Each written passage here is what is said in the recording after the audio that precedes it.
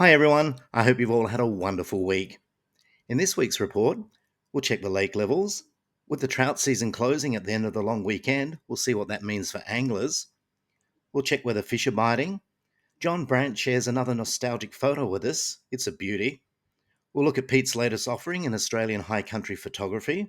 There's the weather, pick of the week, and this week's fishing meme. Okay, let's start. Here's the report for the week ending the 8th of June, 2025. Lake Eucumbene continues to fall, dropping another 1.2% this week to sit at 35.4%. The lake has now dropped 5% in a month and is 15% lower than it was on this day last year. Tantangara Dam rose 0.3% this week, and Lake Jindabyne is up 0.5%. To illustrate the falling lake level at Eucumbene, Craig posted another photo of the old Adamnaby boat ramp this week. This is the boat ramp on the 22nd of May.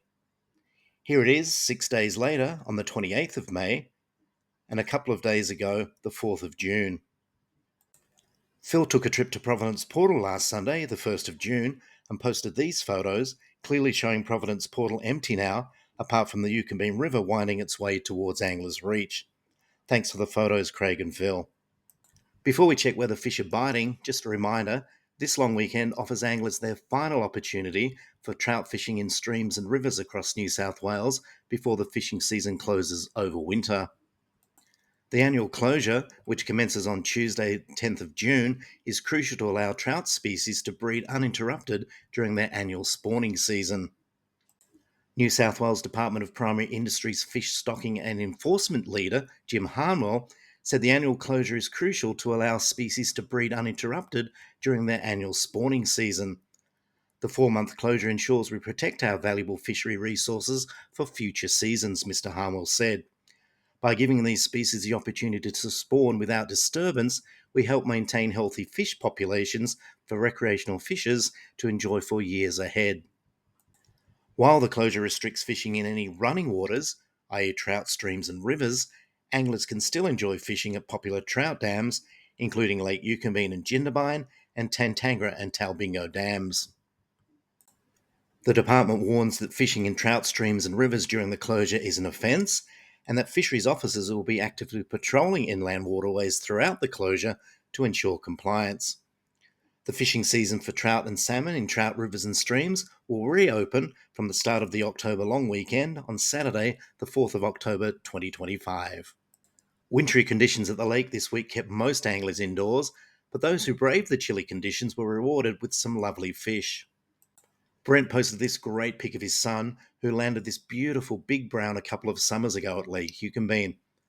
The fish was 65 centimetres long and got Brent wondering what's the chances of a trout topping 1 metre in the lake. This question generated lots of comments on the Lake Eucumbene Facebook group. Lake regular Robert Offner mentioning that he'd spoken to a diver who inspects the dam wall, who said he'd seen plenty of 20-plus pounders sitting really deep. Thanks for the pic, Brent, and generating lots of discussion. It's great that you enjoy fishing with your son so much, and I hope you both get back to the lake really soon. Following on from Brent's question, I did a bit of digging. It seems that the biggest brown trout ever caught, and the current world record, is this 44-pound 5-ounce, or 20.1 kilo monster, caught on the 27th of October 2020 by Seamus Petrie. It was caught in a canal near Twizel in New Zealand. The trout was 97.99 centimetres long, almost a metre.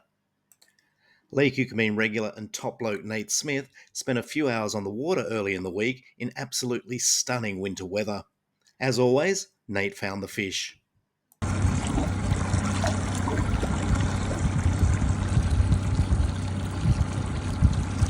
Nate releasing this one to swim another day and to no doubt go buy a lotto ticket. Thanks for posting the pics, Nate. I bet you can't wait for your next trip up. Linda spent a couple of days during the week at Buckandera Holiday Village. Linda said the weather was absolutely freezing, but it's such a beautiful place. We all agree with you there, Linda. Linda was rewarded for braving the elements, catching 2 browns and a rainbow at Rushy Plain. Linda adding she's brand new to fishing, so was ecstatic with the result. Glad you had such a memorable first trip to the lake, Linda, and I hope you come back soon. My good mate Owen was out and about enjoying some glorious weather during the week and landed this beautiful brown on the fly. Owen rightfully stoked with his PB. Nice catch, mate, and thanks for sharing with the group.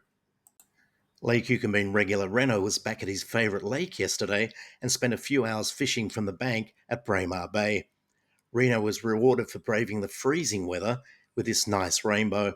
Reno saying it was windy and rainy at times and threatening to snow. Reno caught the fish on the number 3 MEPS. Thanks for sharing with the group, mate. Before the river closed for the winter, Luke landed this beautiful big brown on the fly. The fish released to continue on its journey. Nice catch, Luke. Andy spent a couple of great days late this week up at Lake Eucumbene. Andy fished Thursday afternoon at Buckenderra, Rushies and Collingwood Bay without a bite.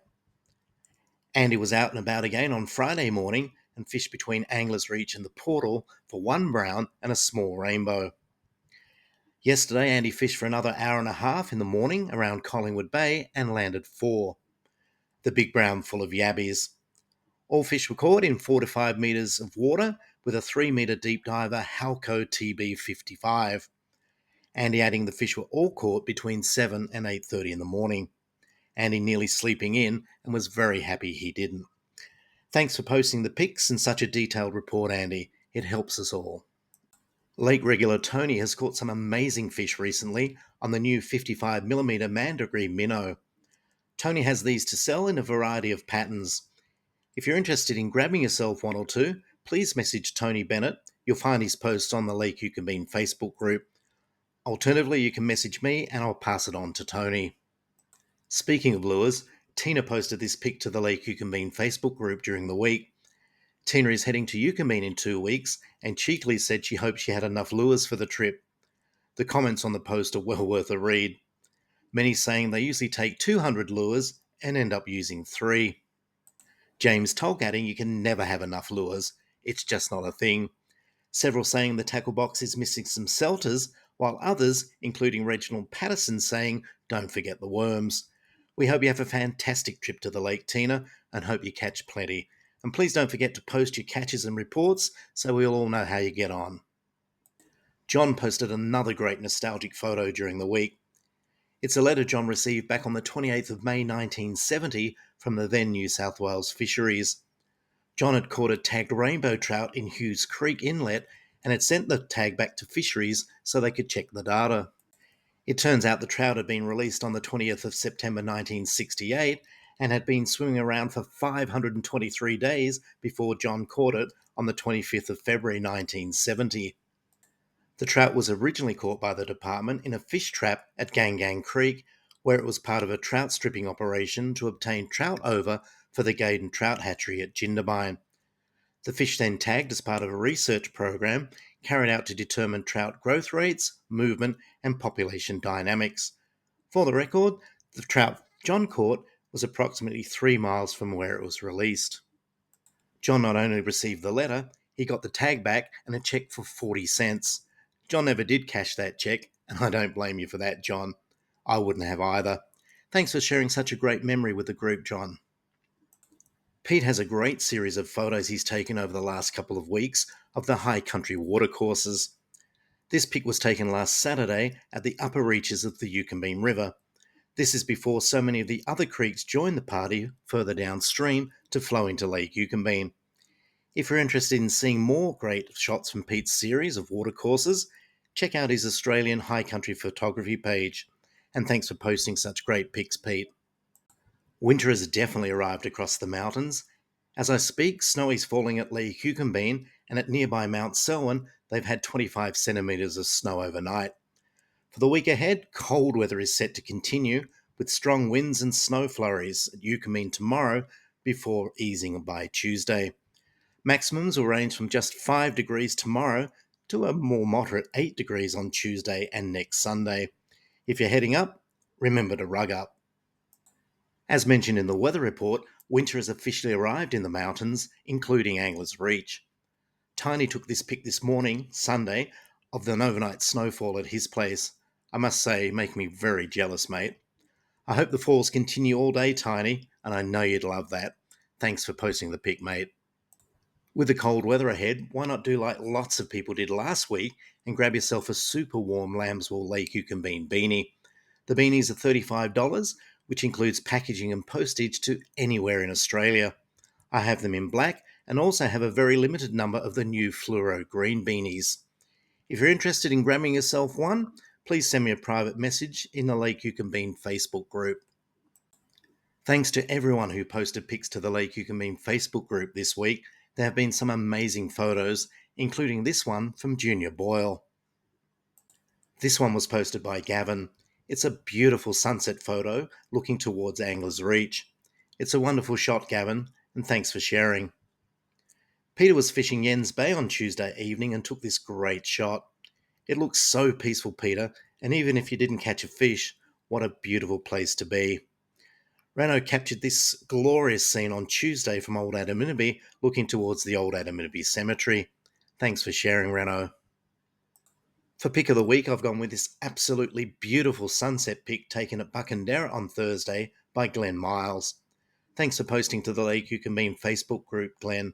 It's stunning. And don't forget, keep posting your pics to the Lake Eucumbene Facebook group, and you might see them here in a future report. This week's fishing meme was posted by Anglers Reach legend Tiny Egan. The fish are calling, and I must go. Well, you definitely shouldn't ignore the fish when they call you, Tiny. I think the fish have lost my number altogether. Thanks for posting to the Lake Eucumbene Facebook group, mate. Well, that's the report for this week. Hope you found it useful. As always, happy to take any feedback or suggestions. And don't forget, if you're looking for more information on Lake Eucumbene, check out the social media channels. There's the website, Facebook, Instagram, and YouTube. And please don't forget to like and subscribe the videos, and you'll be notified whenever I put new ones up. Have a great week, everyone. Stay safe, stay warm, tight lines, and bye for now.